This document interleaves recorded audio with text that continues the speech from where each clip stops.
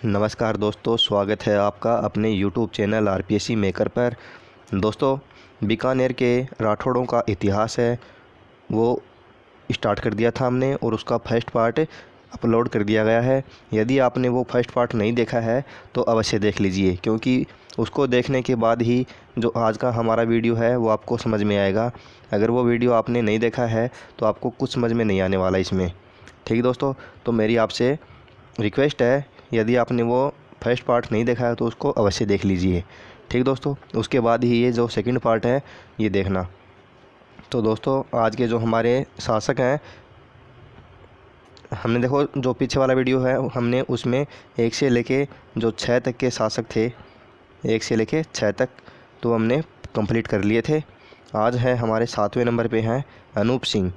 ठीक दोस्तों, इनका शासनकाल है 1669 से 1698 ईस्वी तक।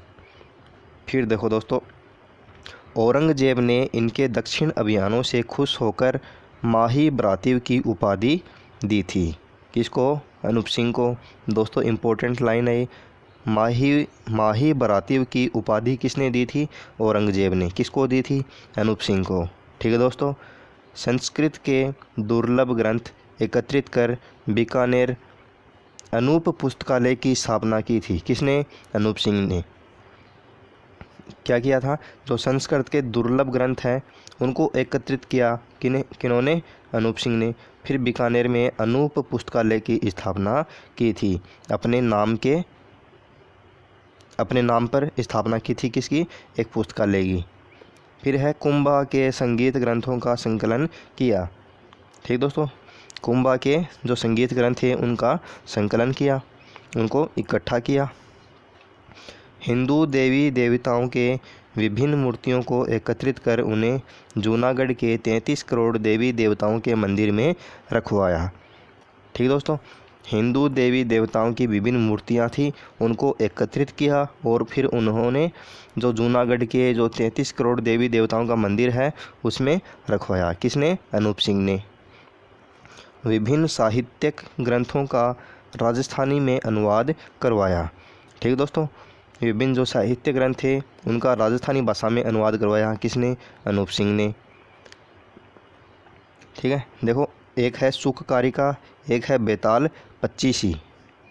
सुखकारिका फारसी में अनुवादित संस्कृत की पहली पुस्तक थी। इम्पोर्टेंट लाइन है, देखो दोस्तों इसको आप अंडरलाइन कर लो। इम्पोर्टेंट लाइन है सुखकारिका। ठीक है दोस्तों, जो दो साहित्य ग्रंथ थे, एक तो था सुखकारिका, एक थी बेताल पच्चीसी। तो जो सुखकारिका है, सुखकारिका फारसी में अनुवादित संस्कृत की पहली पुस्तक थी। पहले किसकी थी ये? संस्कृत की। फिर इसको अनुवाद किस में किया गया? फारसी भाषा में। ठीक है दोस्तों, फिर है नेक्स्ट, गीता का राजस्थानी में अनुवाद आनंद राम ने किया था। ठीक है दोस्तों, जो गीता है हमारा धार्मिक ग्रंथ है, तो गीता का राजस्थानी में अनुवाद किसने किया था? आनंद राम ने। किसने? आनंद राम ने किया था। फिर है अनूप सिंह की पुस्तकें। तो अनूप सिंह है, उनकी पुस्तकें कौन सी हैं? अनूप विवेक, काम प्रबोध, श्राद्ध प्रयोग, चिंतामणि, अनुपोदय, गीत गोविंद पर लिखा टीका। गीत गोविंद पर क्या लिखी थी उसने? टीका लिखी थी। और जो गीत गोविंद है ये किसने लिखा? जयदेव ने। ठीक दोस्तों, क्वेश्चन पूछा जाता है बहुत बार ये कि जो गीत गोविंद है वो किसने लिखा? जयदेव ने। और गीत गोविंद पर टीका किसने लिखी थी? अनूप सिंह ने। ठीक दोस्तों, और जो टीका लिखी थी उसका नाम क्या है? अनुपोदय। ठीक दोस्तों, इनकी पुस्तक है, अनूप सिंह की पुस्तकें जो साहित्य है इनके इम्पोर्टेंट है। अनूप विवेक, काम प्रबोध, श्राद्ध प्रयोग की चिंतामणि और अनुपोदय। फिर है सूरत सिंह, शासनकाल 1805 ईस्वी में बटनेर पर आक्रमण कर अधिकार कर लिया। जो सूरत सिंह है, सूरत सिंह ने क्या किया? 1805 ईस्वी में बटनेर का किला कहाँ पर है? हनुमानगढ़ में। बटनेर पर आक्रमण कर अधिकार कर लिया। चूँकि इस दिन मंगलवार था इसलिए इसे बटनेर का नाम इसलिए बटनेर का नाम हनुमानगढ़ कर दिया। ठीक दोस्तों, तो हनुमानगढ़ से पहले इसका नाम क्या था? बटनेर नाम था। लेकिन इस दिन था क्या? मंगलवार था। तो मंगलवार था, आप सभी को पता है मंगलवार होता है वो हनुमान जी महाराज का वार होता है। तो हनुमान जी के नाम पर इसमें क्या क्या नाम कर दिया? बटनेर का। बटनेर का फिर नाम कर दिया गया हनुमानगढ़। फिर है 1814 ईस्वी में चूरू को अपने अधिकार में ले लिया। इस समय चूरू का शासक ठाकुर श्योजी, दूसरा नाम है इसका शिवजी सिंह था। श्योजी सिंह या शिवजी था। इसी युद्ध के समय चूरू के किले से चांदी के गोले दागे गए। इम्पोर्टेंट लाइन देखो दोस्तों, 1814 ईस्वी में चूरू को अपने अधिकार में कर लिया। किसने? सूरत सिंह ने। कब? 1814 ईस्वी में। और हनुमानगढ़ पर अधिकार कब किया? 1805 ईस्वी में। देखो दोस्तों, इनमें डिफरेंस है। इनमें जो आप थोड़ा डिफरेंस होता है, इनको आप देख देख के आप याद करना कि 1805 में किया था हनुमानगढ़ पर, और 1814 में यानी कि 9 साल बाद में कहाँ पर कर लिया? चूरू पर अधिकार कर लिया। ठीक है, तो इसमें जो चूरू का शासक था वो कौन था? ठाकुर श्योजी यानी शिवजी ये था। तो इस युद्ध के समय चूरू के किले से, ठीक दोस्तों, चूरू का किला है उसका नाम है बीनादेसर का किला। बीनादेसर का किला है, वहाँ से चांदी के गोले दागे गए।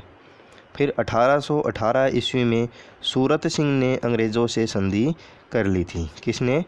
1818 ईस्वी में सूरत सिंह ने अंग्रेज़ों से संधि कर ली थी। ठीक दोस्तों, जब मैंने आपको मेवाड़ पढ़ाया था उस समय भी मैंने आपको बताया था कि जितने भी शासक हुए हैं, जितने भी राजवंश हुए हैं, उन्होंने लगभग सभी ने अंग्रेज़ों के साथ संधि कर ली थी लास्ट में। लगभग वो भी 1818 के आसपास, किसी ने 1817 में, किसी ने 1818 में। तो दोस्तों, जितनी भी अंग्रेज़ों के साथ संधि है वो आपको बिल्कुल याद करने हैं। 100% आपको वो याद होने चाहिए। एक जितने भी युद्ध हुए हैं वो याद होने चाहिए, और एक जितने भी युग्म जोड़े के अंदर जो बलिदान हुए हैं, ठीक दोस्तों, जितने भी जोड़े के अंदर जो बलिदान हुए हैं उनको भी आपको याद करना है। जैसे जेता और कूपा है, ठीक दोस्तों, उस तरह से आपको ये याद करना है। फिर आते हैं रतन सिंह। 1836 ईस्वी में गया कहाँ पर पड़ता है? बिहार में। अपने सभी सरदारों से कन्यावध नहीं करने की शपथ दिलाई। किसने? रतन सिंह ने। कब? 1836 ईस्वी में बिहार में अपने सभी सरदारों से कन्यावध नहीं करने की शपथ दिलाई। फिर है दयाल दास सिढायच। इनकी रचना है बीकानेर राठौड़ री ख्यात। बीकानेर राठौड़ री ख्यात कौन है? दयाल दास सिढायच। ठीक है दोस्तों, इनके द्वारा ये जो ख्यात है वो प्रसिद्ध है, ये लिखी गई थी। इसमें राव बीका से लेकर महाराजा सरदार सिंह का वर्णन है। जो ये ख्यात है दोस्तों, बीकानेर राठौड़ री ख्यात, इसमें राव बीका से लेकर यानी स्टार्टिंग से लेकर महाराजा सरदार सिंह का वर्णन है। यह राजस्थान की अंतिम ख्यात है। यह राजस्थान की क्या है? अंतिम ख्यात है। फिर आते हैं दोस्तों महाराजा गंगा सिंह। 1899 ईस्वी में चीन के बक्सर विद्रोह है, बक्सर या बक्सर एक ही बात है, बक्सर विद्रोह में अंग्रेज़ों की मदद की थी। किसने? महाराजा गंगा सिंह ने। इसलिए अंग्रेज़ों ने केसर ए हिंद पदक दिया था। ठीक है दोस्तों, बक्सर के विद्रोह में अंग्रेज़ों की सहायता की थी कि इन्होंने? महाराजा गंगा सिंह ने। इसलिए अंग्रेज़ों ने जो मदद की थी तो इसके बदले अंग्रेज़ों ने महाराजा गंगा सिंह को केसर ए हिंद की उपाधि दे दी या पदक दे दिया। 1913 ईस्वी में प्रजा प्रतिनिधि सभा की स्थापना की। किन्होंने? महाराजा गंगा सिंह ने। कब? 1913 ईस्वी में प्रजा प्रतिनिधि सभा की स्थापना की। गंगा सिंह ने बनारस हिंदू विश्वविद्यालय के निर्माण में सर्वाधिक आर्थिक सहायता की थी। ठीक दोस्तों, जो बनारस हिंदू विश्वविद्यालय है, ठीक दोस्तों, बनारस हिंदू विश्वविद्यालय है, उसका जो निर्माण हुआ था तो उसमें सर्वाधिक आर्थिक सहायता की थी। ठीक है, आर्थिक सहायता की थी किसने? महाराजा गंगा सिंह ने। इसलिए BHU के आजीवन कुलपति रहे। ठीक दोस्तों, इसलिए BHU क्या है? बनारस हिंदू यूनिवर्सिटी, इनके आजीवन कुलपति रहे। कौन? महाराजा गंगा सिंह। फिर है पेरिस शांति सम्मेलन। फर्स्ट वर्ल्ड वार के बाद, फर्स्ट वर्ल्ड वार कब हुआ था दोस्तों? आप सभी को मालूम होगा, पहला विश्व युद्ध हुआ था 1911 से लेकर 1914 तक हुआ था दोस्तों ये। तो फर्स्ट वर्ल्ड वार के बाद महाराजा गंगा सिंह ने भाग लिया था किसमें? पेरिस शांति सम्मेलन में।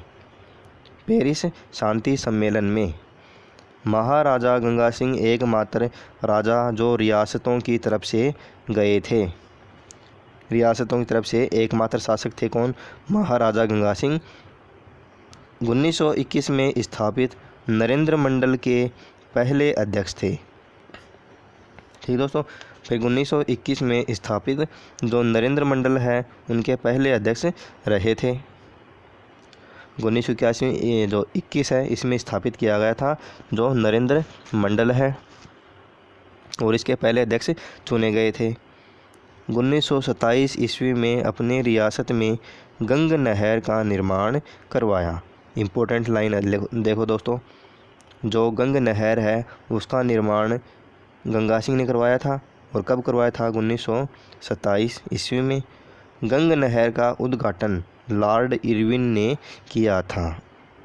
ठीक दोस्तों, लॉर्ड इरविन, देखो इसको याद करने का तरीका देखो, जो 1931 है लॉर्ड इरविन समझौता हुआ था, याद है दोस्तों?